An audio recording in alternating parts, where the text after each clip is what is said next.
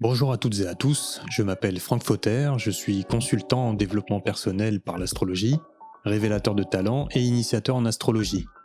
C'est donc mon tout premier podcast sur ma chaîne que j'ai nommé Cristal Carbone. Le but de cette chaîne est de traiter de sujets abstraits ou complexes relatifs à la psychologie, à la philosophie, à la spiritualité et à l'astrologie, en les transposant d'une manière plus concrète pour l'usage quotidien. En somme, densifier ce qui semble abstrait ou éthéré sans complaisance. Concernant ma ligne éditoriale, je précise que les sujets abordés dans mes podcasts ne représentent pas des vérités absolues. Ce ne sont que les fruits de mes observations, analyses et expériences vécues, donc chacun est libre d'avoir sa propre opinion. Mon but est de proposer un autre regard sur les sujets abordés, d'élargir les conceptions, d'ouvrir les esprits et de ramener les choses à ce qu'elles sont. Je ne suis donc pas à la recherche de quelconque polémique ou de débat pour savoir qui a tort ou qui a raison, cela ne m'intéresse pas du tout. Mes propos peuvent donc parler à certaines personnes et pas à d'autres. Dans tous les cas, je suis totalement d'accord avec ça et je ne force absolument personne. Chacun pense et fait donc ce qu'il veut. Maintenant que les bases sont posées, notre premier sujet concerne la responsabilisation de soi et le changement. Nous allons traiter pour cette première thématique de Cristal Carbone des questions relatives à notre capacité à nous responsabiliser dans la vie courante et voir quels sont les avantages à le faire et les inconvénients si on s'y dérobe. Et cela vaudra pour tous les domaines de vie confondus. Alors premièrement, la responsabilisation de soi, qu'est-ce que c'est ? Chacun y va de sa petite définition, mais globalement, on peut communément admettre que la responsabilisation de soi, c'est lorsque l'on a conscience que chaque choix, chaque mot, chaque action qui vient de nous a une incidence directe sur le cours des événements. On a donc conscience également que nos agissements n'impactent pas que nous, mais également notre environnement direct. Deuxièmement, la responsabilisation de soi, c'est être conscient d'être surtout son propre metteur en scène et pas qu'un simple acteur de l'existence. C'est-à-dire que l'on exclut totalement le positionnement victimaire et l'on part du principe que tout ce qui nous arrive découle de nos propres initiatives. Ça, c'est pour la définition vulgarisée. Maintenant, décryptons un peu les sens fondamentaux de ces termes. Il n'est pas rare d'observer dans la vie courante de se sentir happé par le quotidien, voire littéralement prisonnier ou soumis à des injonctions, qu'elles soient d'ordre sociétal, culturel, professionnel, etc. Nous connaissons très probablement au moins une personne dans ce cas de figure, si ce n'est nous-mêmes. Par conséquent, l'envie ou la nécessité de s'extraire de ce quotidien va se faire progressivement sentir, jusqu'à générer des blocages, des peurs et j'en passe. Le réflexe serait alors de se chercher une porte de sortie, un médicament, un remède ou une soupape. Tout ce qui pourrait nous soulager le corps, l'esprit et le mental d'un poids qui deviendrait un peu trop lourd à supporter. L'idée primaire, c'est d'aller mieux et vite. Mais, car c'est là qu'il y a un mais. La problématique va se poser sur la question de la volonté d'une part et de la responsabilité d'autre part. Rentrons donc dans le vif du sujet. Ressentir le besoin ou la nécessité de s'extraire d'un point pour s'orienter vers un autre, c'est une chose. En revanche, décider des moyens d'action en est une autre. Et là, je ne parle même pas de l'étape concernant la mise en pratique de ces moyens d'action. Le réflexe basique étant de ventiler tout un éventail de solutions potentielles qui seraient susceptibles de venir en aide avec une tendance à opter pour des solutions de facilité. En d'autres termes, s'en remettre à la bonne grâce de la vie, des autres, de la providence, de la pensée positive ou que sais-je encore. Toutefois, lorsqu'il s'agit d'incarner concrètement et durablement l'objet du changement tant espéré, c'est là que le bât blesse. Afin de s'épargner de devoir faire front et éviter de se retrousser les manches, vont sortir du chapeau pléthore d'excuses, de circonstances atténuantes avec une créativité toute particulière à trouver des liens de cause à effet justifiant le fait de ne pas pouvoir agir, d'être pieds et poings liés. C'est pas de notre faute, c'est celle du voisin, du conjoint, de la conjointe, du patron, des amis, des parents, de la famille, de nos origines, de la société, de l'État, etc. Sans surprise, en résulte un phénomène d'inertie. Si près du but, il y a toujours un mais. C'est dommage, non ? On voudrait que ça change, mais rien ne se passe. On se dit alors ok, je vais tenter quelque chose. L'action s'avère infructueuse. On dira alors que c'est de la faute à pas de chance, ou bien qu'on soit maudit, ou encore que c'est de la faute d'un tel qui nous a mis des bâtons dans les roues, qu'on n'a pas les épaules ou les compétences pour aller au-delà. Il semble difficile de trouver une solution viable, mais bien plus aisé de trouver myriade d'explications du fait que le changement ne s'opère que peu ou prou. Et c'est bien là que réside la problématique. Cette tendance à se focaliser sur ce qui a été décrété comme dysfonctionnel et de rester bloqué, plutôt que de concentrer son énergie sur ce qui fonctionne déjà et sur ce qu'il est possible de faire avec nos pleins potentiels. Mais dans ce cas de figure relativement fréquent, l'on oublie une chose fondamentale, l'importance de notre positionnement face aux événements. Sans chercher à nier les vents contraires ni à fermer les yeux sur certaines circonstances qui peuvent ralentir la ou les initiatives, il y a tout de même des composantes récurrentes qui rendent l'opération caduque. La décharge, le déni et l'externalisation du pouvoir. Confier les clés de son bien-être entre les mains d'un tiers ou d'une entité supérieure relève pour moi de l'hérésie pure et d'une totale déconnexion des réalités. Je m'explique.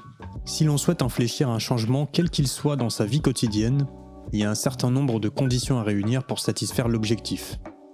Primo, évaluez là où vous avez un pouvoir d'influence effectif et un pouvoir décisionnel, et évaluez là où vous n'en avez aucun, auquel cas vous pouvez déjà en écarter les sujets.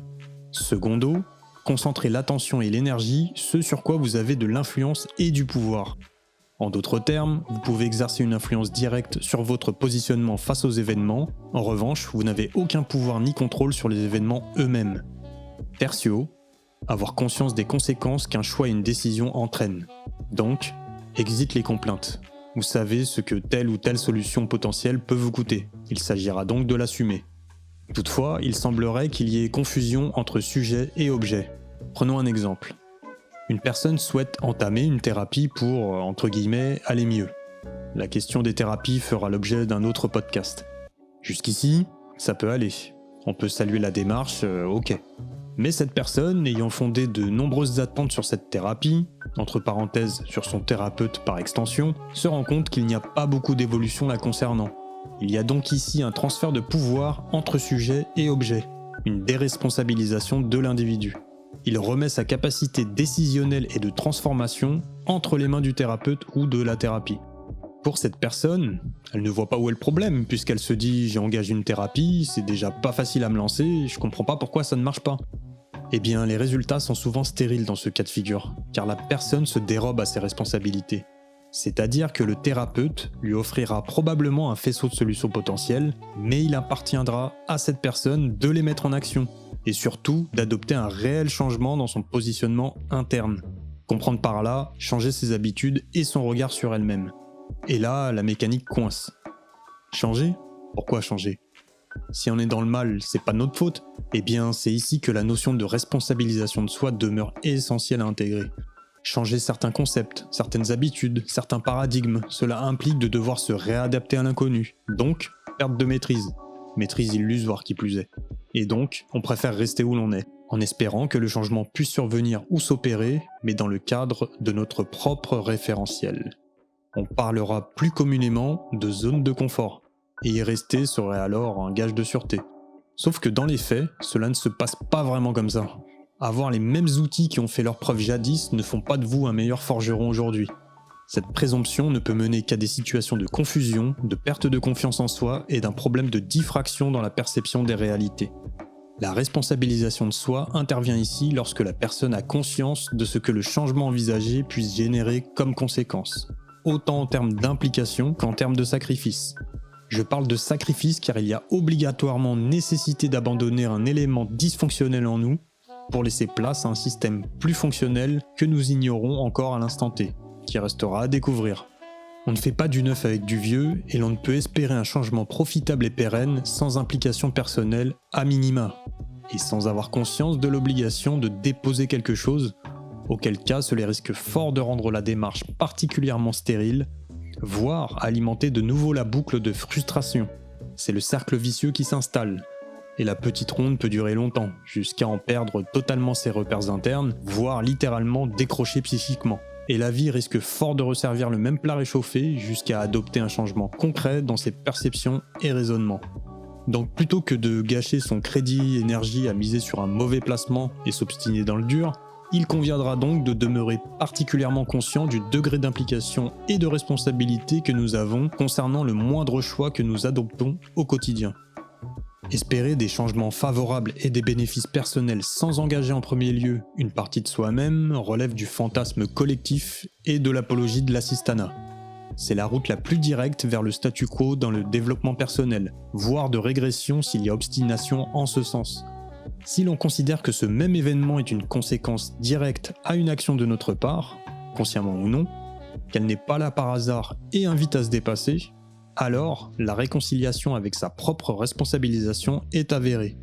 La prise de conscience à ce stade est que ce qui fut considéré auparavant comme obstacle ou épreuve est perçu aujourd'hui comme levier pour franchir un palier et dépasser ce qui a pu ralentir ou freiner. La seule chose sur laquelle vous avez un réel contrôle, c'est sur la manière dont vous vous positionnez face aux événements, et sur l'acceptation des conséquences des choix impliqués, qu'il n'y a pas de gloire sans grande bataille. Espérer du changement uniquement par la pensée positive est à mon sens insuffisant. C'est un rêve bien cotonneux, certes, mais ne génère que peu de satisfaction sur le long terme, et surtout sur le plan concret. La pensée doit s'accompagner d'action, mais également de droiture et d'intégrité, afin de ne pas éclabousser votre environnement d'éventuelles fuites en avant ou de décharges par transfert. Car la responsabilisation de soi, c'est également épargner autrui de nos propres erreurs d'appréciation ou nos erreurs de positionnement interne. Il nous appartient donc d'être en mesure d'apprendre à gérer et intégrer en autonomie toutes ces notions relatives aux responsabilités et au changement. Gardez donc le cap et n'oubliez jamais que vous êtes l'unique maître à bord de votre navire. Voilà, c'est la fin de ce premier podcast Cristal Carbone sur la thématique de la responsabilisation de soi et du changement. J'espère qu'il vous aura parlé ou qu'il puisse faire sens pour vous à certains égards. N'hésitez pas à vous abonner pour suivre l'actualité de ma chaîne et les futurs podcasts, car j'ai encore un bon nombre de sujets à aborder, donc pas d'inquiétude à ce niveau-là, il y aura, je pense, de quoi faire. Pour en savoir plus, vous pouvez me suivre sur Insta et Facebook à enso.ikigai et également visiter mon site ensoikigaitoutattaché.fr. Merci à toutes et à tous pour votre écoute et votre attention et à très bientôt.